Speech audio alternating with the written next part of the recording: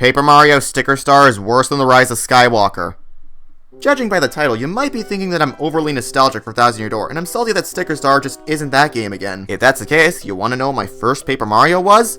Color Splash. No, I'm not kidding. I got it for Christmas back in 2016. And I hated it. I saw everyone on YouTube still calling Sticker Star the worst game, so I pinned the blame on that game and declared it my least favorite game of all time, even though I had never played it and didn't even have a platform to do so. After that, I sampled 64 on my friend's Wii in 2017, played all the way through Super on my own Wii in 2018, and played through a bit of Thousand Year Door on the GameCube on my school's Retro Gaming Club in 2019. As a side note, I have since then gotten back to the first two games to finish them via emulation, because as it turns out, Dolphin does not fry my computer most of the time. Back to 2019, along came my 15th birthday. I used the money I had saved up to finally buy myself a 3DS. And later that month, I decided to download Sticker Star to see if my uneducated hatred of it was justified, and everything I had said and heard about it was true. This game. I didn't even finish my first playthrough. I got up to the start of World 5 before chucking it in favor of actual games. The full replay I did for this video has helped me realize that this is not only my least favorite game of all time, but it is also quite possibly the worst thing to come out of the Mario franchise. That is no jest. The live action movie and the educational games from the 90s are looking at this shit and laughing. I have waited a long time to finally tear into this game in detail, and I see no better time to do that than on its 10th anniversary, which also happens to be Remembrance Day. Sorry, veterans. Without further ado, let's go!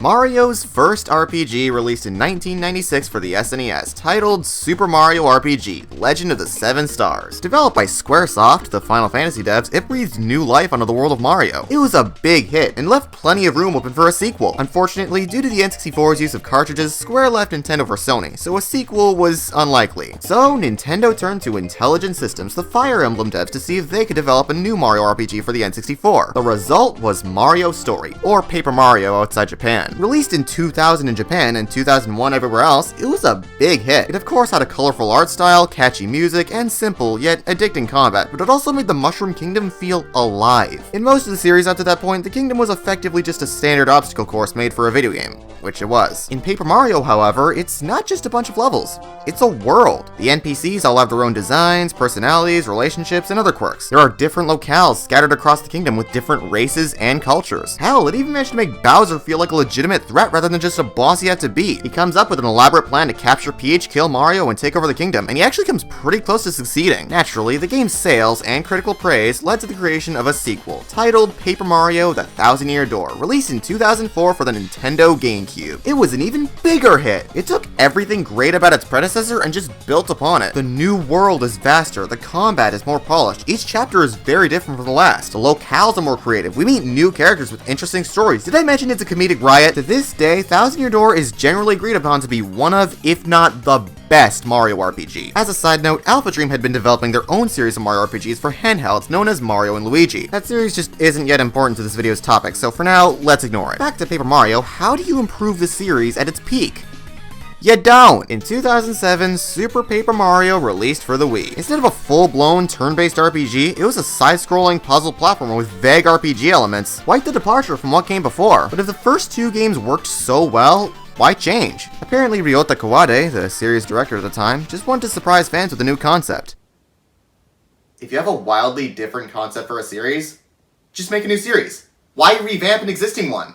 Super was pretty divisive at first, but over time, people have grown quite fond of this game. It may have a bizarre aesthetic and some really stupid design choices, but it still has its heart in the right place with some really strong characters and, most importantly, a surprisingly compelling story. It also remembers to breathe some new life onto the legacy characters alongside having a bit of thought put into its gameplay. It's flawed for sure, and not quite as good as the first two, but Super is still a very good game. However, since the first two are generally agreed upon to be better, the natural course of action would be to return to a format similar to those, right? Following the release of Super, the folks at Nintendo and Insys didn't really know what to do with the series. Kawade had no idea whether to go back to the series' roots or to keep throwing shit at the wall. The series' new producer, Kensuke Tanabe, on the other hand, didn't see the series ever returning to its roots. Personally, if I were one of those two, I'd go back to the RPG roots. 2 out of the 3 games are traditional RPGs, and the one that isn't is considered by far the weakest one. Kawade ended up stepping down as director, leaving the series without a director or direction. Development for the next entry began in 2009 for the 3DS. Judging from some early screenshots, it seems like they tried to go back to the series' roots. However, when they presented it to franchise creator Shigeru Miyamoto, he was not pleased, calling it a port of Thousand Year Door. Miyamoto, I love you, but have you even played Thousand Year Door? I don't remember it having a chain chomp partner or a house of cards. He continued to suggest a few changes, such as lowering the focus on story and prioritizing the use of pre-existing Mario characters. At this point, you're probably expecting me to throw some words at Miyamoto, and if so, you're wrong. It's a common misconception that Miyamoto's against the concept of stories in video games. He doesn't hate stories in games, he just prioritizes gameplay and sees the story as an afterthought. The so-called restrictions that he imposed on Insys were more so suggestions that they, and Tanabe, ended up turning into restrictions. While Miyamoto should get some of the blame, Insys is still largely at fault for all the changes made. They scrambled to finish the game in time for its release in November of 2012, and how did it turn out? I'm not making this a running gag. I figured we should begin dissecting Sticker Star where the game itself begins. It opens with a sticker comment that floats down once every year to grant wishes or something. It's worshipped at the Bootleg Star Festival, during which Bowser appears, breaks the comment, and runs off with Peach. That is literally the whole plot. You could argue that 64's story was also a little more than Bowser takes a powerful artifact along with Peach, which in a nutshell it kind of is, but there was more to it than that. Bowser outpowered Mario, both in the story and the gameplay. The Star Rod he took could grant any wish he makes, and he also sealed away the Star Spirits, the only beings capable of countering its effects. The Star Spirits were the MacGuffins of 64. Sticker Star's MacGuffins are the pieces of the sticker comet, known as the Royal Stickers. Bowser only takes one of them, and all it really does is make him a bit stronger than usual. That's right, aside from their power, we are never given any reason to care about the MacGuffins in this game, as opposed to the ones in every Paper Mario game before and after this. Also, in between chapters in the first 3 games, there will be intermissions that expand on plot and world details. The closest you get in Sticker Star are these vignettes of how the Royal Stickers landed, and that's it. If you don't get the memo, 64 was effectively just a save Peach from Bowser kind of story, but it still did enough engaging things to keep it fresh. Sticker Star pretty much has the same plot of a new Super Mario Bros. Game, just with some stickers stuck on. Why hit the lazy button on the story when the first 3 games did it so well? They did a survey about Super on Club Nintendo,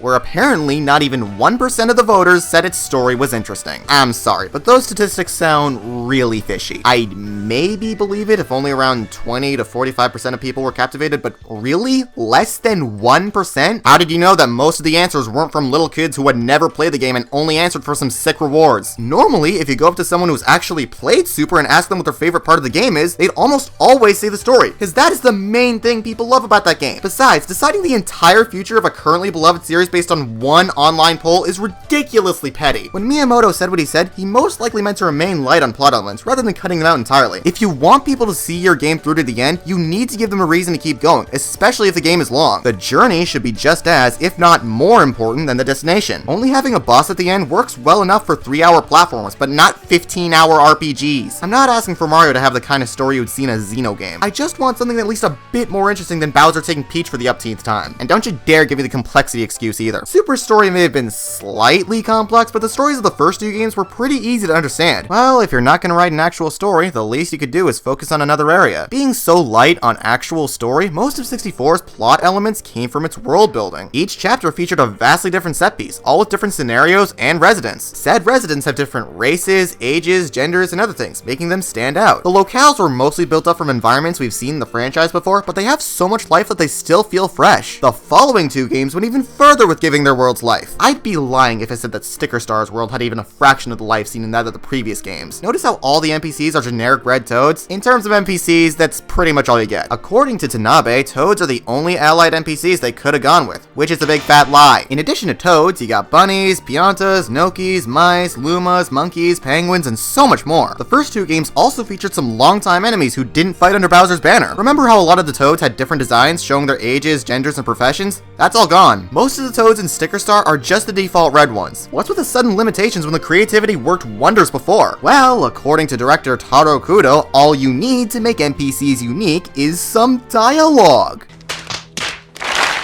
Seriously? Dialogue is important when it comes to giving characters personality, but so is their design and the general way they act. Look at some of these NPC toads from Thousand Year Door. Their designs alone indicate who, what, and how they are before you even talk to them, and the distinction helps you remember each one individually. Let's imagine they all look the same. Can you tell who's who now? Me neither. If you make every NPC look the same, you're gonna mix them up or forget about them, and no amount of quippy dialogue can fix that. The NPCs in the earlier games, especially Thousand Year Door, feel like they could be actual people living in their world. You could replace a lot of sticker stars toads with billboards, and little would change. Imagine if the Sling a Thing vendor wore a flashy suit, or if the museum keeper put on a tuxedo, or if the mansion owner had a cane and some gray hair. That would show us what they're like without telling us. Just because you have minimal requirements on what to do does not mean that's all you should do. You're probably sick and tired of this meme, and I get that. But that doesn't mean it isn't true. Also, remember how the old games had all sorts of interesting partners? Well, in Sticker Star, you get one. And it's this fucking piece of shit. Oh my god, I can't stand Kirsty! When she first meets Mario, she immediately assumes that he wrote the comment, without evidence. It takes several lip movements for Mario to calm her down. You know, for our one and only companion, I'd expect a much better first impression. She claims to give out useful hints when spoken to in the field, only to point out a random unhelpful feature that a baby could point out. Her attitude jumps between bland and bitchy, and she stays completely useless throughout the game. At least Navi was kind and had some helpful advice for newcomers. Wait, scratch that. That's not enough of a low blow. At least more fucking Ghana had occasional funny moments. Kirsty has nothing. You could remove her from the game and that would only improve it. As for the environments, they're as bland and boring as they come. They're just some level themes seen in New Super Mario Bros. With very minimal alterations. Grass, desert, forest, snow, jungle, lava, and sky. Also, each chapter in the first 3 games had their own sub-stories to them. The closest Sticker Star gets to something like that is in its 3rd world, in which the forest is poisoned and you have to piece a Wiggler back together. The rest is all just get from point A to point B, with nothing in between that motivates you to go on. It's basically New Super Mario Bros., but in a different, much more annoying gameplay format. There aren't any interesting set pieces, memorable characters, or funny jokes that leave an impression. Yes, I'm about to talk about the so-called humor 3 chapters early. I'm not going to dedicate a whole segment of a video game analysis on jokes. When people call the modern Paper Mario games well written, what they mean to say is that they're funny. Just because something is funny does not mean it's well written. I do see why people get laughs at a Color Splash and Origami King, but for Sticker Star, I just don't see it. Being in a series applauded for its sense of humor, Sticker Star is a vapidly unfunny game. I did not laugh or even crack a smile at one point during either of my playthroughs. The game barely attempts jokes, and when it quote-unquote does, it's just a paper reference, Kirsty being a bitch, or some other random meaningless event I think we're supposed to find funny. On the topic of paper, this is the first game in the series to go full force with the paper gimmick, and honestly, I can't stand it. The first 3 games went by Paper Mario purely because of their art style. The hand-drawn aesthetics and the 2D models gave us the illusion of peeking into a storybook, or a computer in Super's case. It helps that the characters didn't acknowledge that they were paper, as that would break the immersion, which is something the modern games can't go 2 seconds without doing. I do really like the papercraft aesthetic, but adding real-world objects and paper commentary is just way too far. It wasn't funny the first time, and neither is it funny the 400th. But Platy, you may ask, what about Bowser? Well, get this. He doesn't say a single word in this game. Bowser has consistently been one of the best parts of the RPGs. His mannerisms both as a villain and as an anti-hero were memorable and fun to watch. As such, reducing him to a generic final boss monster is just insulting. Insist, you had one chance to give this game even an iota of charm after all the restrictions you imposed on yourself, and you flat out refused to take it. So much for expressing characters through dialogue, am I right? We can already see that this game severely lacks in story, characters, world building, and humor, but then again, this is a video game. It can be somewhat forgiven if the gameplay is fun. Is it? No.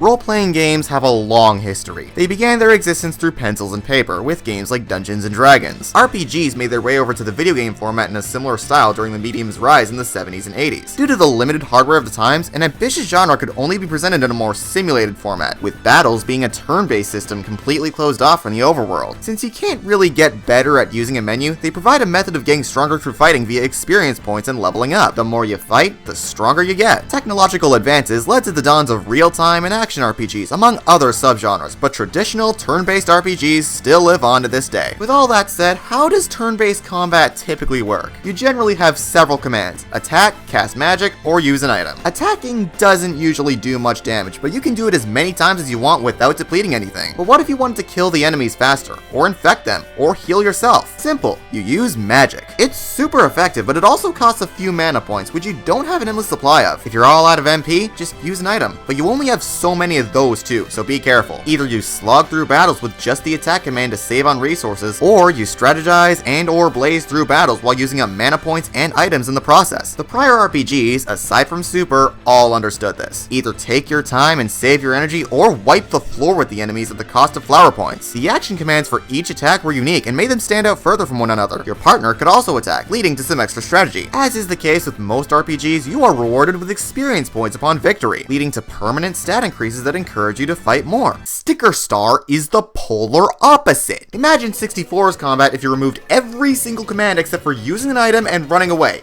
and you basically have Sticker Star's combat. You recall how in most RPGs you have the option to attack freely or spend mana points to do something wacky? You're not so lucky in Sticker Star, since every single attack is expendable. You use stickers to attack, and once you use one, it's gone. You can't really strategize around this, since no matter what you do, you're going to spend something. It doesn't even make sense within the context of the game. Why do I need stickers to jump and swing a hammer in battle if I could do both in the overworld for free? You know how you can normally replenish FP mid-battle using syrup and stuff? Here, outside of very specific battles, there is nothing you can do to replenish your stickers mid-battle. So if you run out, you have no choice but to run away. They even managed to make running away annoying. It was simple and consistent in the first two games, but here, you are given no indication that you have to mash A to get a better chance at running. So for the longest time, I felt like running became luck-based. And even after I learned to mash A, it still felt finicky. I mashed the button at around the same frequency each time I chose to run. Sometimes Mario escaped, other times he fell on his face. The action commands have all been dumbed down to pressing A at the right time, which is a big step down from the variety seen in the old games. Since Kirsty refuses to fight with you, you can only attack once per turn, unless you spend coins on a slot machine for a chance to attack more times. You can't even do something as trivial as picking your own target. The game just automatically targets the enemy closest to you, or the next one in line if you're using multiple stickers. Even though the battle system does everything in its power to discourage strategy, there must be some incentive to battle. So, what do you get for your trouble? Coins, which you use to buy more stickers, which you use to fight more battles. Instead of getting stronger through fighting, you just go in a loop of fighting and restocking on stickers. You never actually get stronger, you just get stronger stickers when the game says so, and each sticker does a set amount of damage. You can actually stock up on stickers and coins without fighting, which means that there is no reason to fight. Seriously, your best option for nearly every battle is to run away, since fighting does nothing but cost you time and resources. Besides, upon running from a fight, the enemy disappears from the overworld as if you defeated it. Why would you program an entire battle system only for it to do nothing but waste time and resources? Did anyone on the dev team notice the glaring issues with this? You could have an enemy only hurt you when it touches you and take damage if you hit it, without sending you to a separate combat screen, and that would do nothing but save time and resources. You know how in Zelda, enemies tend to drop hearts, rupees, or ammo upon death? Imagine if whenever you hit an enemy, it would send you to a separate combat screen where you take turns hitting each other, and the enemy would just drop the same stuff it would normally. Wouldn't that be annoying? Well, that's basically how Sticker Star does things. Why would you even consider abandoning a fundamental element of an RPG? Well, according to Tanabe, this was done to make the players fight harder battles. Tanabe, have you ever played an RPG before? Enemies don't just get stronger through base stats. They have different attributes and tricks up their sleeves, making you strategize with the skills you've acquired across your journey. This goes true for most RPGs, even ones that don't use traditional experience systems. Let's look at two examples, Terraria and Elden Ring. One is one of my top 5 favorite games of all time, and the other is a Game of the Year contender. Terraria may not have experience points, but it still provides reasons to explore and fight. Enemies drop items that you can use to craft stronger gear to help you survive stronger encounters, and said gear, for the most part, lasts forever. And in Elden Ring, killing enemies grants you runes, which are used as currency and to level up the player. Wouldn't you know, in both games, enemies get trickier as you progress. Don't give me the excuse that the first two games are too complicated, because they're honestly some of the most intuitive RPGs I've ever played. Even people who don't typically like RPGs can find enjoyment in them. Dumbing down an entire series because you fundamentally don't understand it or its genre is just asinine. The team apparently decided to shift away from the series' roots because at the time, Mario & Luigi was still going strong as an RPG, and to this day, I still can't wrap my head around this take. Yes, Mario has 2 RPG series. So what? Is there a rule somewhere saying there can't be more than one sub-series of the same genre per franchise? Besides, Paper Mario came first, and the 2 series aren't even made by the same people. Whatever. I'm sure this dumb take won't backfire horribly. Oh, wait! Anyway, let's move on. There's a lot more to this game than its combat.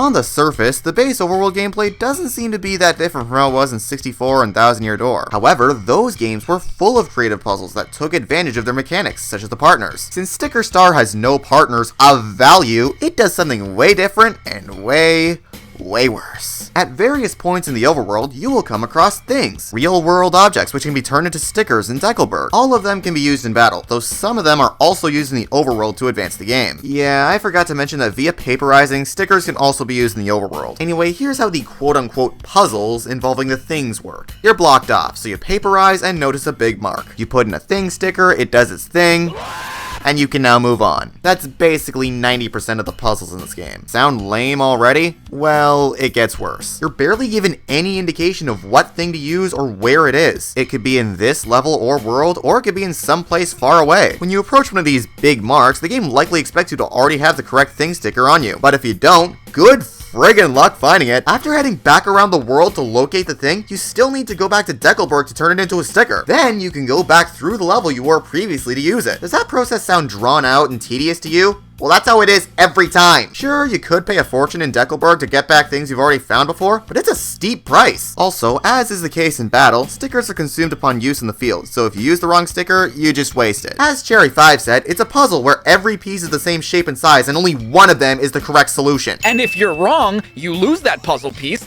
and need to either backtrack and find the cardboard that made the puzzle piece, and then backtrack further to the one place you can turn that cardboard into a puzzle piece again, or pay a lot of money in order to not do that. You're probably thinking, well, why don't I turn all my things into stickers at once? Nice try. You're only allowed to have one of each thing on you at a time. Each thing takes up a varying amount of space in your inventory, which only expands after you finish a chapter. So if you prioritize things over battle stickers, you'll likely end up having to waste your things if you get forced into a fight. Since you can use things in combat and to progress the game, you can waste what are effectively key items, setting you back. They don't mark which things can only be used in combat and which ones are also used to advance. The marks you put them in are always large, regardless of the actual thing's size. Basically, these so-called puzzles all boil down to blind guessing, which often ends up with you just looking up a guide. And instead of, why didn't I think of that, the guides will leave you thinking, how was I supposed to guess that? Because the puzzles aren't about thinking. They're about trial and error. And unfortunately, the poor use of things does not stop with the overworld. As it turns out, the things also play big parts in fighting various bosses. If you're wondering why I didn't go over the bosses in the last chapter, this is why. But before we get into that, I think there's something that needs to be addressed. In this game, Mario starts out with 20 hit points, which to be fair is double the amount you start with in the first 3 games. The bosses at the end of the first chapters of the first 2 games each had a combined total of 30 hit points. The World 1 boss's Sticker Star is just a battalion of Goombas, and you want to know how many hit points it has?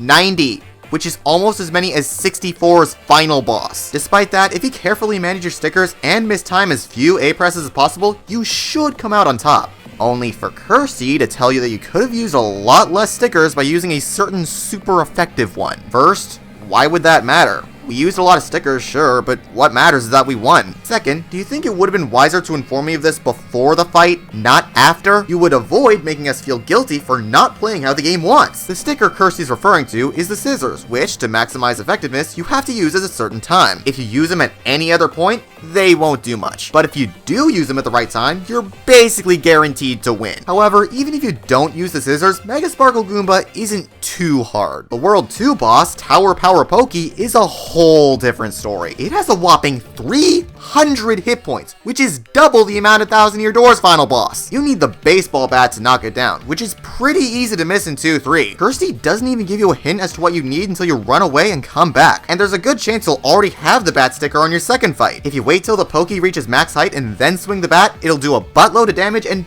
basically guarantee your victory. The fight might still be possible without the bat, or so I've heard, but it seems about as hard as doing the perfect run blindfolded. Then there's World 3's boss, Gooper Blooper. This time, you really need the sponge, which is super easy to miss in 3-9. If you don't have it, Gooper will poison you, which not only hurts you by a lot each turn, but it also massively decreases your accuracy to the point where you'll be lucky to ever land a single hit on the boss. The only indication you get that you need the sponge is when Kirsty drops a hint after you first get poisoned. The sponge not only protects you from the poison, but it also sends it back at Gooper, massively weakening it. And since you can only have one sponge on you at a time, you better kill the blooper quickly before it recovers and poisons you. See the pattern? The game banks on you using specific things for the bosses. And if you even try to be strategic and win without them, you are shunned, or worse, punished. The bosses in the first two games were not like this in the slightest. They felt like natural progressions of the combat skills you'd learned up to that point. You could maybe argue that some of 64's bosses required you to use the abilities of the partner you got in that chapter, but the partners are impossible to miss, and there's still lots of strategy at play if you look past that. Sticker Star's bosses, on the other hand, are much like Sticker Star as a whole. It's not about strategy.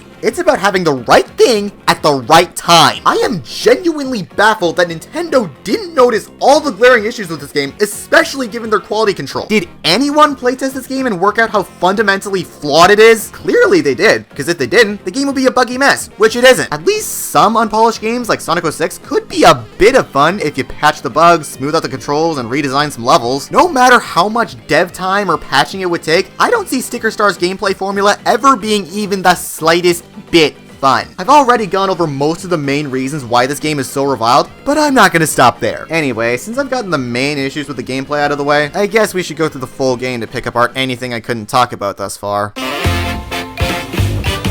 You may have noticed how I've referred to segments of this game as worlds and levels, rather than chapters. That's because this game uses a world map akin to one of the platformers, where you gain access to other levels by hitting comet pieces, which, to be honest, isn't that bad of a change. This is a handheld game, so it makes sense that they'd go for more of a pick-up and play route. Besides, Super Mario RPG also used an old-school world map. Even so, it still makes the world feel less connected, with how each level is split apart. Anyway, let's move on to the levels I actually feel the need to mention, the first of which being 1-3, the first level in the game with multiple exits. The first, leading to 1-4, is easy enough. Just move along the path and remove the faucet. The other is another story. You want to know how to get to it? You jump down the waterfall. How are we supposed to guess that? It's not like every other edge up to this point has been an invisible wall. Unfortunately, you have to hit the secret comet piece to get to 1-5, since that level has a shop that sells flowers and poison mushrooms, which you need to get into World 2. Moving on to 1-6, the last area of World 1, there's a spot in which two giant vents keep blowing you off the bridge. Naturally, you have to use some stickers to stop them. What stickers do you use?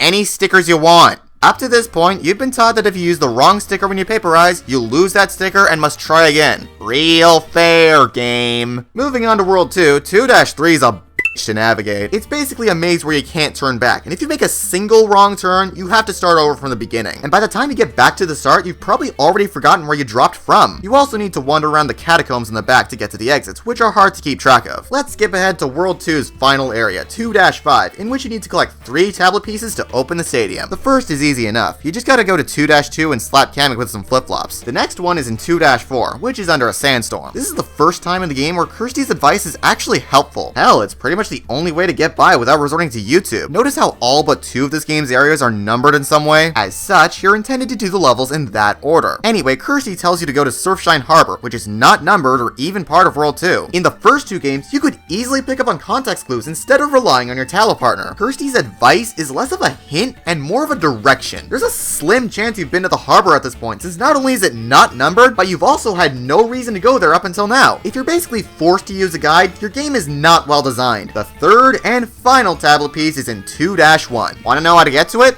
You sink through a very specific patch of quicksand. If you sink into quicksand anywhere else, you get an instant game over. So, tell me, do you think it's smart to place a mandatory MacGuffin under an object that would normally kill you and give little to no indication about its whereabouts? I hope you're still holding on to the trumpet from 1-6, because you're gonna need it to get into World 3. Most of the other worlds have around 5 or 6 levels. World 3, on the other hand, has a whopping 12. This is the only world with a somewhat unique objective, as you meet a Wiggler who gets broken apart by Kamek, and you have to track down his runaway segment. Gathering the segments is so drawn out and tedious. Once you bring one to an exit, it runs away for whatever reason, so you have to track it down again to fight it and bring it home. This is the case for all 4 of them. You have to run all across the map, sometimes to levels you've been to before. Not to mention, the levels are filled with poisonous waters that constantly hurt you, and some of the exits are also a chore to get to. Why do you even have to piece Wiggler back together anyway? Because you need him to get to the boss in 3-12. To open up the rest of the game, you must first fight a big Cheep in the harbor. In that case, I hope you have a fishing hook on you, and remember to only use it when it goes in the water. Why am I telling you all this? The game doesn't, so I might as well. 4-1 and 4-2 are just bland, annoying ice levels. But then there's 4-3, the Enig Mansion. This is by far the best level in the game, and the only one worthy of me saying its actual name. Don't get me wrong, it's not great, or hell, even good. You have to capture 100 boos, some of which are so super hard to spot, and the big boo boss at the end really sucks. But at the same time, this is the only part of the game where paperization, one of its central mechanics, is actually used well. Almost all of it's exclusive to this level, and you actually have to think about where each scrap goes. The Enigma Mansion uses paperizing in such creative ways that it actually makes me hate the game as a whole even more. Within this level, I see potential for this game, minimal as it may be. If the rest of the game was designed like this level, with how paperizing is done through observation rather than blind guessing, it would have been at least not terrible. This level also features the first appearance of my personal least favorite sticker in the game, the Infinijump. Personally, I see the Infinijump as a white flag. A message from the devs saying, we admit it, this game's combat sucks. We're not gonna fix it, so take this and trivialize it. The Infinijump lets you do up to 100 damage in a single move, sometimes even more if you throw in a super boot or the boombox. It's absolutely overpowered, and unfortunately, you need it for the remaining bosses. The next one, Mr. Blizzard, has 400 hit points. You could use all the fire stickers in the world, and that still wouldn't be enough to bring him down, so you're basically forced to use an Infinijump or two. Moving on, 5-1 was actually the level where I dropped the game on my first playthrough. There's this part where you have to stun this flower, get up and around, and walk across it before it wakes up. However, the wall stretches so far out that you don't have enough time to make it across, so what do? You hit this invisible block to get up quicker. I could have used a guide back then, but I didn't have the motivation to go on with this fest, so I gave up. In 5-3, you're on a raft, and you have to avoid the incoming Cheap Chomp. The raft moves painfully slow, and if he eats you, you get an instant game over. Enough said. Moving on to 5-6, Kirsty gets eaten alive! Hallelujah! Anyway, PD Piranha is by far the best boss in the game. That may sound like a compliment, but honestly, it's not. He's the only boss in the game whose weak point is tied to his character, rather than some unrelated thing that shreds him. It's kind of like nearly every other boss in the franchise. Not just the series, the franchise. Also, if you hit his weak point, he gives you stickers which you can use to continue the fight. It's almost like the devs were aware of this game's issues, yet they refused to address them up until now because they didn't want to redo progress, they had to make a deadline, or they're just assholes. Knowing this cruel world, it's probably the third option. Also, PD spits Kirsty back out. Now that most of the royal stickers have been gathered, it's time to take the fight to Bowser,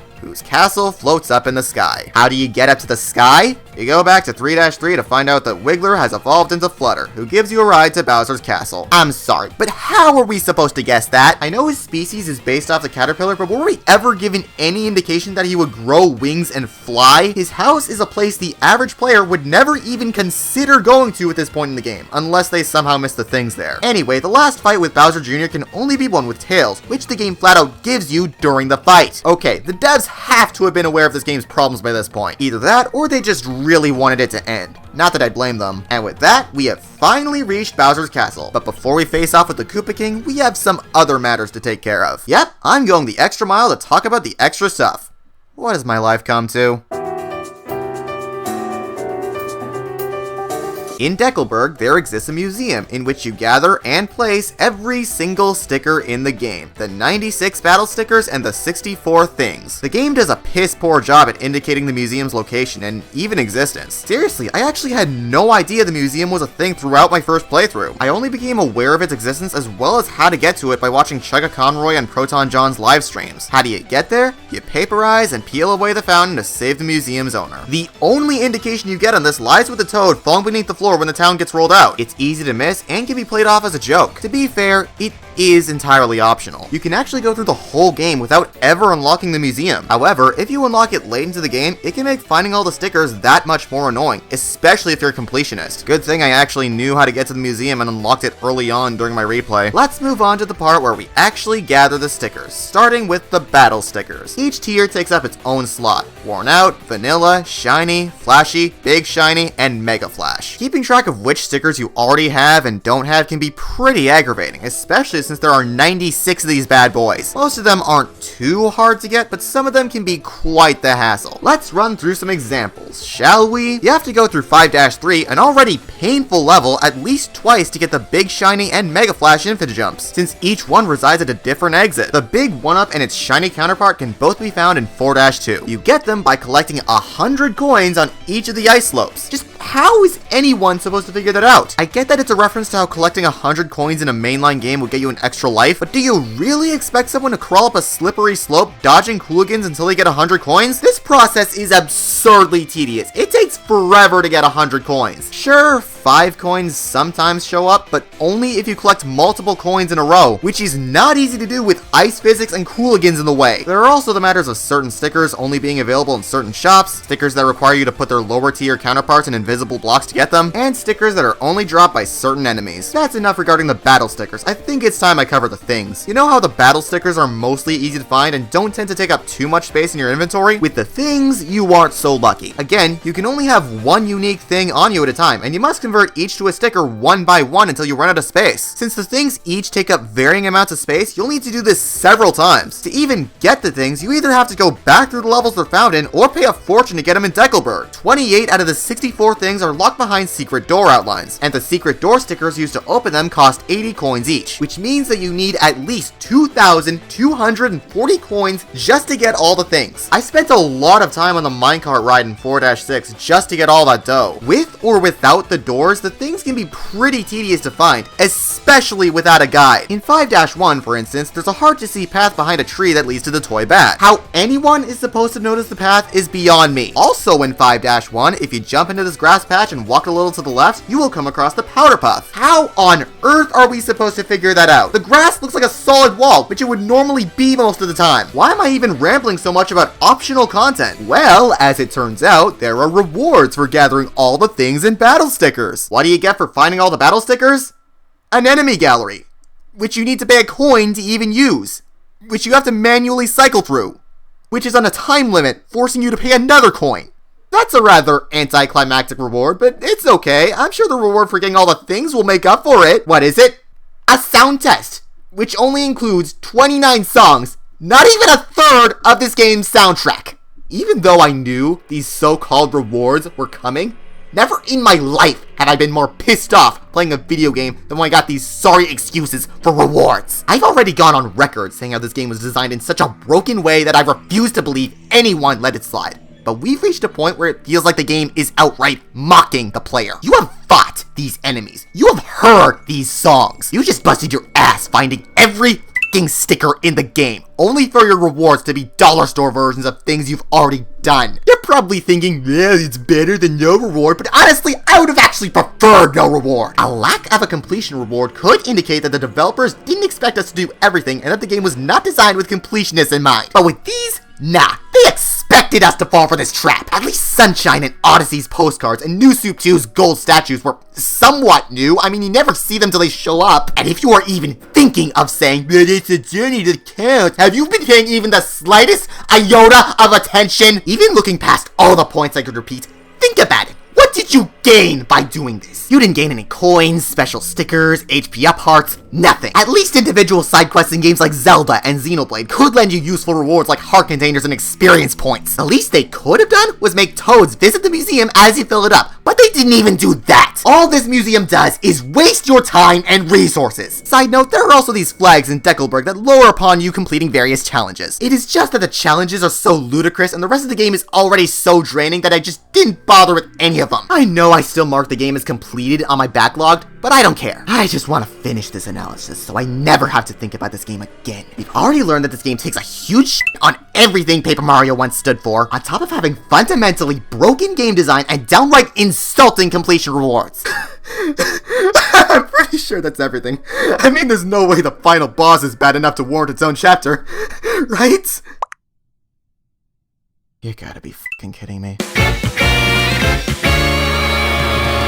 No matter how many hit points or overpowered stickers you have, you will never, I repeat, never be ready for the final fight with Bowser. He takes just about every problem I have with this game and rolls them all into one. On my first attempt at this fight, I brought just about every strong sticker known to man. Infinite jumps, ice hammers, ice flowers, super boots, the fridge, the boombox, you name it. And how does Bowser start the fight? He calls his minions for backup. This would be fine if you could select which enemy to attack like in any other RPG, but this is Sticker Star, so you can't. And no matter how many enemies you knock out of the way, more will show up from the doors to take their places. As such, the only battle stickers that can damage Bowser are flowers and line jumps, albeit only when paired with a super boot in the latter's case, because get this, if you try to jump on Bowser normally in this game, you'll take the hit. While it is accurate to the mainline games, there is a very good reason as to why the original games ignored this philosophy. Limiting what you can do in the final battle with a system that already heavily limits what you can do is just asinine, especially Especially since if you run out of stickers that can damage Bowser, you might as well give up. Anyway, the strongest flowers and line jumps are nowhere near enough to bring Bowser down, so what do? You seal the doors up with the tape or the stapler. It would have been nice to know that going into the fight, but the fun doesn't stop there. After dealing a bit of damage, Bowser runs off and hides behind a Womp, which has 50 hit points. The only way to effectively get rid of it is with the power of scissors. If you think you're out of the woods, think again. Next thing you know, you're on a bridge surrounded by lava bubbles. I sure hope you have an ice thing because they will swarm you if you don't. And they only stay frozen for so long, so I hope you brought a fan to blow them away. You still paying attention? What a coincidence. Neither am I. And wouldn't you know, we're still not done. At the edge of my sanity, Bowser calls a chain chomp to guard him. I hope you brought a tail or two to knock the chomp into him. Do you sense a pattern? You waste a bunch of stickers, do minimal damage, realize you need a thing, reload the game, get the thing, restart the fight, use the thing, head to the next phase, rinse and repeat. This fight, like many others in the game, throws any semblance of strategy out the window, boiling it down to trial and error. If you don't have the right thing at the right time, you have to restart the whole fight from the very beginning. I would elaborate, but I think I'll do that in a bit, because guess what? We're still not done. After knocking the chain chomp into Bowser, he falls off the edge, seemingly ending the fight. He's gonna turn big, isn't he? Called it. That's right, all the stuff I just went over was only the first phase. In the second phase, Bowser grows to the size of a giant and gains a whopping 500 hit points. Combine that with the 400 he had in the first phase, he has a grand total of 900 hit points, the most out of any Paper Mario boss. What's worse is that you already used up a lot of your stickers in the previous phase, so you're forced to fight with a fraction of the stickers you came prepared with. They also artificially rigged Bowser's defense so that each of your attacks only do 1 damage per hit, yet he hits like a truck in return. Kirsty makes note of this, so what does she do? She sacrifices herself to power Mario up. The game attempts to play her sacrifice off as a serious, sad scene, yet if anything, I felt relieved to be finally free from her. Kirsty's been nothing but a useless, annoying bitch throughout the game, yet the game tries to make you feel for her as if we liked her and the journey we went on with her. This is the most emotionally manipulative shit I've ever seen, and I sat through the Sing duology in one sitting. In addition to piercing through Bowser's defense, you can get up to 5 extra moves with the new battle spin, so use them well. Because even though you're shiny and powerful, Bowser is still highly capable of killing you, especially if you're low on stickers or hit points. Remember, if you don't have any stickers that can hurt him, you're out of luck, and you have to restart the whole fight from the beginning. How you kill him? Super boots, infinite jumps, and mega flash ice hammers. That's all it takes to kill the king. If you try anything else, you'll probably run out of stickers and die. Forcing us to hold on to certain stickers for long amounts of time just reeks of artificial difficulty. The final bosses of the first 2 games were hard, yes, but they were built around strategy. If you came up with good strategies and stayed on your toes, you'd most likely come out on top. The final boss's sticker star is just like the game as a whole. It's not about strategy, it's about having the right thing at the right time. Anyway, Bowser gets demoted, Mario gets the last royal sticker, Peach gets rescued, Kirsty gets brought back by the power of wishes, everyone gets to celebrate, I get to give this a 1 out of 10, the mother-f***ing end. It's been one of those days. I am not kidding when I say that I have never played a more fundamentally broken game than this. Seriously, I've played funny, haha, unfair Flash games with better design. It throws any semblance of thought out the window by giving each scenario a fixed solution, and it makes each solution incredibly tedious for no reason at all. Its combat heavily restricts strategy, especially since it does nothing but waste your resources, since everything you get in return is expendable. It doesn't even have anything outside the gameplay to latch onto due to how bland and lifeless everything is. It's a massive f*** you to the original trilogy, and the prime example of if it ain't broke, don't fix it. This game got very mixed reviews at launch, and opinions on it have only gotten worse over time. So, the natural decision would be to respond to the criticism, right? In the Paper Mario series, we always challenge ourselves to bring something fresh to the action-adventure genre.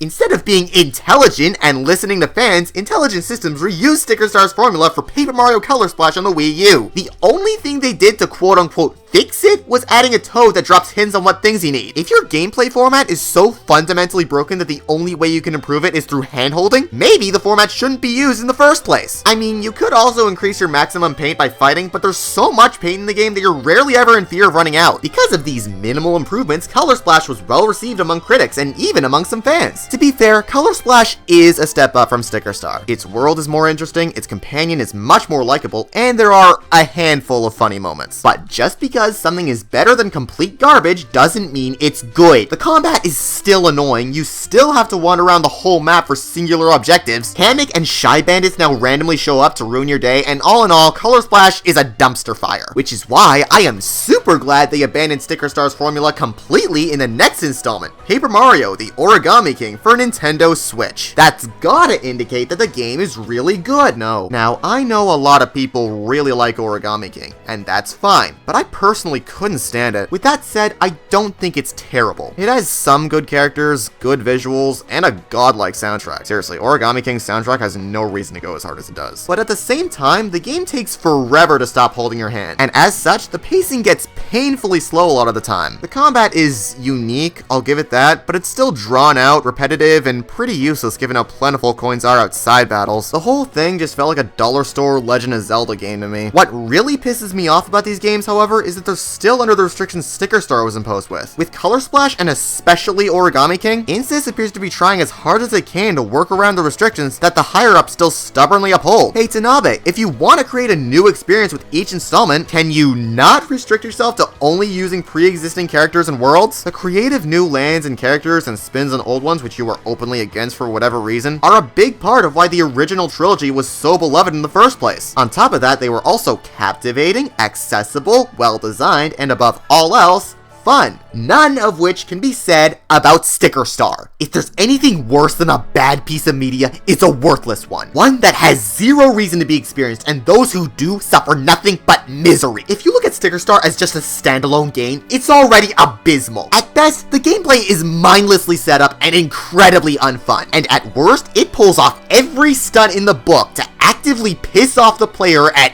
every turn. All the locales are bland. All the characters are uninteresting. You get it? Everything about this game is either super bland or absurdly frustrating, and that's just if you don't compare it to the original games. If you do compare it to the original games, it crosses the line from bad to insulting. It throws everything that made them work so well into the trash because they were too complicated and the play is always good, completely missing the point of why they were so beloved in the first place. It strips the combat down to appeal to a wider demographic despite how intuitive the combat in the first two games was. It sterilizes the world to stay in line with the brand, even though the other games still felt like Mario games while branching out. Because of one online poll, it assumes everyone hated the old games because they were fresh and unique and, fun, while making the worst possible decisions with its design. And the worst part? This became the series' new direction. Normally, such a mess would lead to a soft reboot or a return to roots, but not this time. From that point going forth, Paper Mario was no longer about breathing new life onto the world and characters of Mario. Now it's about throwing whatever stupid idea they have at a wall and hoping it somehow sticks, using the Mario name as a shield. I said this earlier in the video, but if you have wildly new ideas, just make a new game. What's the point of tainting an existing series with it? Even though a lot of people, myself included, are very vocal about how much they can't stand this new direction, Nintendo still refuses to properly improve the series, keeping it on the crooked path that this waste of a game put it on. Remember how people were not pleased with the cars in Mario Party 9 and 10, so NDQ went back to the series' roots? They acknowledged that the cars were a dud, constructing from the criticism, and look how that turned out. But Nintendo and Insys refused to bring Paper Mario back to what it once was. In an era where nearly every Nintendo franchise has gotten some of their highest highs, it pains me to see Paper Mario get the short end of the stick despite all the controversy. I'm not begging for Paper Mario to be Thousand Year Door again. I'm begging for it to be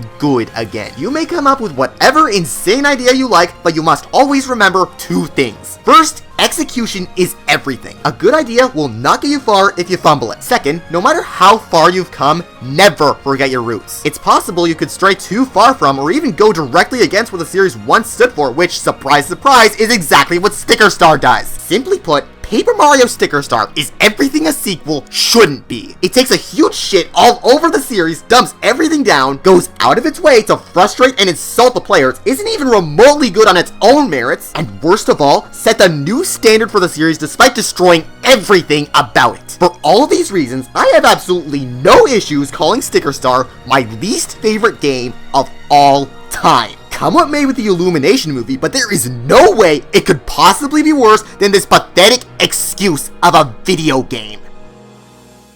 Finally, I did it. I talked about my least favorite movie and my least favorite game in the span of a few months. Finally, I can get around to talking about things I actually like.